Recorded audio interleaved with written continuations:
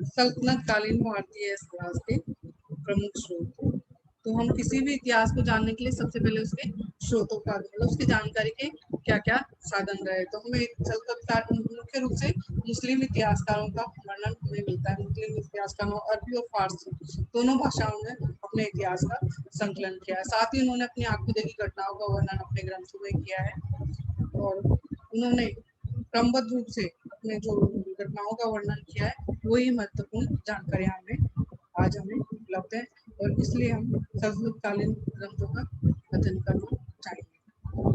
ये BA part second का first paper है, मध्यकालीन भारतीय इतिहास। सबसे पहला चैप्टर है, इसमें सल्तनतकालीन भारतीय इतिहास के मुख्य स्रोतों का वर्णन किया गया है। इसका वर्णन करने जा रही हूँ। तो सबसे पहले है चचनामा। यह ग्रंथ अरबों की सिंध विजय का इतिहास है। मौलिक रूप से अरबी भाषा में लिखा गया है और इसका फारसी में अनुवाद मोहम्मद अली कुफी ने किया है और इसमें सिंध के इतिहास का वर्णन हमें मिलता है और मोहम्मद बिन कासिम के आक्रमण से पहले और बाद का संक्षिप्त इतिहास इसमें मिलता है और इसे तारीख हिंद या तारीख सिंध भी कहा जाता है। पहला ग्रंथ ये हो गया। दूसरा तारीख सिंध, तारीख मासूमी भी कहा जाता है। मीर मोहम्मद मासूमी के इस ग्रंथ को तारीख सिंध अथवा तारीख मासूमी के नाम से जाना जाता है। इसमें मोहम्मद बिन कासिम के आक्रमण से लेकर अकबर के शासनकाल का सिंध का इतिहास है और इस ग्रंथ की रचना 1600 ईस्वी के आसपास की गई थी। तारीख यामीनी, इस ग्रंथ का लेखन अबू नस्र मोहम्मद उल अतबी है। यह सुल्तान महमूद का सचिव रह चुका था। इसमें सबूतगंज के पूरे शासनकाल और महमूद गजनवी के कुछ समय का वृत्तांत मिलता है। तीसरा है तारीख मसूदी, इसका लोग अबुल फजल है और इसमें महमूद गजनवी मसूद का इतिहास मिलता है। तारीख उलूमी, इस ग्रंथ का लेखक अबू रिहान मोहम्मद बिन अहमद अल-बरूनी है। यह अपने समय का प्रतिभाशाली विद्वान था। वह अरबी और फारसी का प्रकांड पंडित था। गणित, चिकित्सा, हेतु विद्या, धर्म शास्त्रों का अच्छा विद्वान था। उसने भारत में रहकर हिंदू धर्म, दर्शन, संस्कृत का अध्ययन किया और 2 संस्कृत ग्रंथों का अरबी में, कुछ अरबी ग्रंथों का फारसी में अनुवाद किया और तारीख उल हिंद मौलिक रूप से अरबी भाषा में लिखा गया था। बाद में इसका फारसी में अनुवाद किया गया और ग्रंथ में महमूद गजनवी के समय भारत की स्थिति का बहुत अच्छा वर्णन किया गया है। अल-बरूनी की 1039 में मृत्यु हो गई थी। ताज उल मासीर, अगला है ताज उल मासीर। इस ग्रंथ का लेखक सदरुद्दीन हसन निजामी है। इस पुस्तक में 1229 तक का इतिहास मिलता है। इसमें मोहम्मद गोरी के आक्रमण के समय भारत की स्थिति, ऐबक के कार्यों तथा इल्तुतमिश के प्रारंभिक कार्यों की अच्छी जानकारी हमें मिलती है। अजमेरी नगर के इतिहास में हमें इसमें मिलता है। तबकाते नासिर, इसका लेखक काजी मिनहाज उस सिराज अपने समय का प्रमुख विद्वान था और 1358 ईस्वी में इसका सामान्य इतिहास लिखा गया। परंतु हमारे लिए सुल्तान इल्तुतमिश के राज्यकाल से लेकर सुल्तान नसरुद्दीन के अपनी जानकारी के आधार पर नसरुद्दीन के राज्यकाल के 15 वर्ष तक का विवरण लिखा है तो स्वयं की जानकारी के आधार पर इन्होंने अपना वर्णन लिखा है। अमीर खुसरो की ऐतिहासिक रचनाएं, तो अमीर खुसरो की ऐतिहासिक रचनाएं कौन कौन सी थी? मिफ्ता उल हुसैन, देवल रानी खुसरो का, नीलूंगे सिक्योर, खजाइन सल्तनत का इतिहासकारों में अमीर खुसरो का स्थान प्रमुख रहा है और सुल्तान बलबन से लेकर मोहम्मद बिन तुगलक के सुल्तानों का समकालीन था और राज के संरक्षण तथा शेख निजामुद्दीन औलिया संबंध होने के कारण इसे इन्होंने राजनीतिक, आर्थिक और सामाजिक स्थिति को अच्छे से समझा और उसका वर्णन किया और शेख निजामुद्दीन की मृत्यु 1325 ईस्वी में हुई। उसके कुछ समय बाद ही अमीर खुसरो की मृत्यु हो गई थी और उसे शेख की कब्र के पास ही दफना दिया गया। 1291 ईस्वी में उसने मिफ्ताह उल फुतूह की रचना की, जिसमें उसने जलालुद्दीन खिलजी के राज्याभिषेक के प्रथम वर्ष के विजयों का वर्णन किया। देवल रानी खिचर खां, जिसमें गुजरात के राजा देवल देवी और अलाउद्दीन के बड़े खिचर खां के प्रेम का बड़ा रोचक वर्णन था। 1318 ईस्वी में खुसरो ने नूरे सिपैर की रचना की। यह रचना 9 भागों में विभक्त थी, इसलिए खुसरो ने इसका नाम नूरे सिपैर रखा। इस ग्रंथ में 9 भागों में विभक्त थी, इसलिए खुसरो ने इसका नाम नूरे सिपैर रखा। प्रथम 2 भागों में सुल्तान मुबारक शाह के विजयों का उसके द्वारा निर्मित मौलों का वर्णन था। तीसरे भाग में भारतीय गौरव वैभव की प्रशंसा की गई थी। यहाँ की जलवायु का वर्णन किया गया था। चौथे भाग में शासक अमीर सेना के कुछ दृष्टांत थे।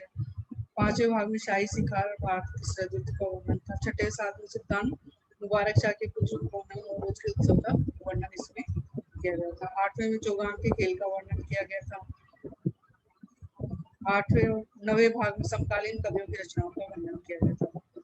फिर 1311-12 में उन्होंने खजाइनुल कुतुब की रचना की, इसमें अलाउद्दीन खिलजी के विजयों के साथ साथ उनके सुधारों का भी वर्णन था।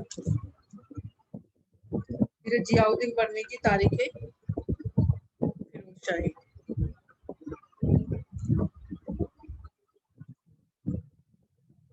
जियाउद्दीन बर्नी अपने युग का प्रतिभा संपन्न ख्याति प्राप्त इतिहासकार था। अपनी विद्वता कारण में अमीर खुसरो और मीर हसन के निकट स्थापित हुए। क्या ख्याति प्राप्त था, लेकिन वह अपनी विद्वता कारण अमीर खुसरो और अमीर हसन के, लेकिन वह कट्टर था। वो सुन्नी संप्रदाय को ज्यादा महत्व देता था।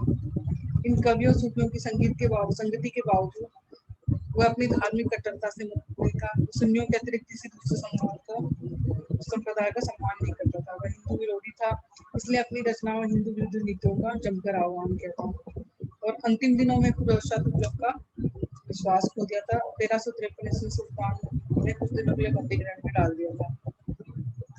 सुल्तान का पुनः विश्वास प्राप्त करने तारीख फिरोजशाही की रचना की, लेकिन वह दरबारी षड्यंत्र का शिकार हो गया। 1329 में उसकी मृत्यु हुई।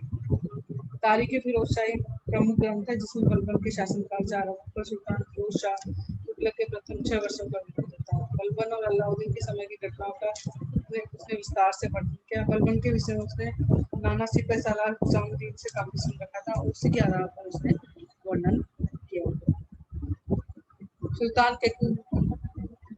केकूबाद का विवरण उसके पिता और शिक्षकों को सुना था। बर्नी को स्वीकार करने में कोई भी संकोच नहीं था। सुल्तान जलालुद्दीन खिलजी से लेकर फिरोज के प्रथम 6 वर्षों का शासन का विवरण अपनी आधुनिक घटनाओं के आधार पर लिखा। बर्नी के इतिहास लेखन के विषय में लिखा है कि इतिहास की रचना करते समय सबसे बड़ी शर्त जो इतिहासकार के लिए धर्मनिष्ठा की दृष्टि से आवश्यक है, परंतु ये बादशाहों की प्रतिष्ठा, गुणों, उत्तम बातों का उल्लेख करता है। उसमें यह भी चाहिए कि बुरी बातों में जरूरत नहीं छिपाए। इतिहास को लिखते समय पक्षपात नहीं करें। यदि उचित ग्रंथ समझे तो स्पष्ट संकेत इशारों बुद्धिमानी ज्ञान में सूचित करें। मतलब इसके लिए कहा जाता है कि उसने निष्पक्ष रूप से अपना वर्णन नहीं किया। फरिश्ता ने भी बर्नी पर आरोप लगाया कि सत्य को छिपाया है, परंतु हसन निजामी बर्नी को एक ईमानदार इतिहासकार मानते हैं। शमसे सिराज अफीक की तारीख फिरोजशाही। वह सुल्तान फिरोज तुगलक का समकालीन था तथा उसका विश्वासपात्र था, इसलिए सुल्तान तक उसकी पहुंच थी। वह शिकार खेलने जाता था, अक्सर दरबार में प्रस्तुत करता था। अफीक ने तारीख फिरोजशाही अन्य 4 ग्रंथों की रचना की जो उपलब्ध नहीं है।